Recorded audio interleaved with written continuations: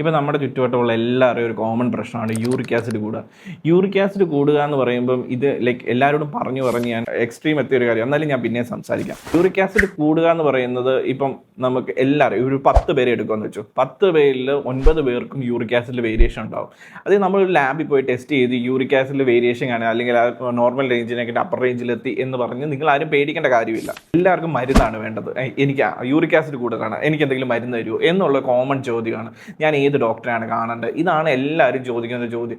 അപ്പോൾ uric acid നിങ്ങൾക്കൊരു symptomatic ആയിട്ടുള്ള ഇപ്പം യൂറിക് ആസിഡ് മൂലം നിങ്ങൾക്ക് കിഡ്നി സ്റ്റോൺ വരിക, അല്ലെങ്കിൽ നിങ്ങളുടെ കയ്യിൽ എവിടെയും കാലിലെവിടെയും കയ്യിലോ കാലിലോ മുഴകൾ വരിക, അങ്ങനെയുള്ള കാര്യങ്ങൾ വരുവാണെങ്കിൽ മാത്രമാണ് നിങ്ങൾ അതിന് വേണ്ടി മെഡിസിൻ പ്രോപ്പറായിട്ട് എടുക്കുകയും ചെയ്യേണ്ടത്. അല്ലാതെ യൂറിക് ആസിഡ് വരുന്ന മിക്ക ആൾക്കാർക്കും ഒബിസിറ്റി കാരണം അല്ലെങ്കിൽ ഓവർ വെയിറ്റ് കാരണമാണ് യൂറിക് ആസിഡ് വരുന്നത്. നിങ്ങളുടെ വെയിറ്റ് കുറയ്ക്കുകയും പിന്നെ അതുപോലെ നിങ്ങളുടെ ലൈഫ് സ്റ്റൈൽ കറക്റ്റ് ചെയ്യുകയും ചെയ്ത് കഴിഞ്ഞാൽ തന്നെ നിങ്ങളുടെ യൂറിക് ആസിഡ് വരും. അപ്പം നിങ്ങൾ എല്ലാവരും പറയും, എനിക്ക് എൻ്റെ ലൈഫ് സ്റ്റൈൽ ഒന്നും കറക്റ്റ് ചെയ്യാൻ പറ്റത്തില്ല, എന്തെങ്കിലും മരുന്നുണ്ടെങ്കിൽ താൻ ഈസി ആയിട്ട് ഞാൻ കുറയ്ക്കാം.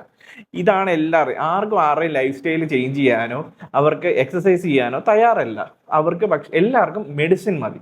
മെഡിസിൻ കഴിക്കുമ്പോൾ എന്താ പ്രശ്നം എന്ന് വെച്ച് കഴിഞ്ഞാൽ അത് കഴിക്കുന്ന സമയത്ത് മാത്രമേ ആയിരിക്കും നിങ്ങൾക്ക് അത് കുറഞ്ഞിരിക്കുന്നത്.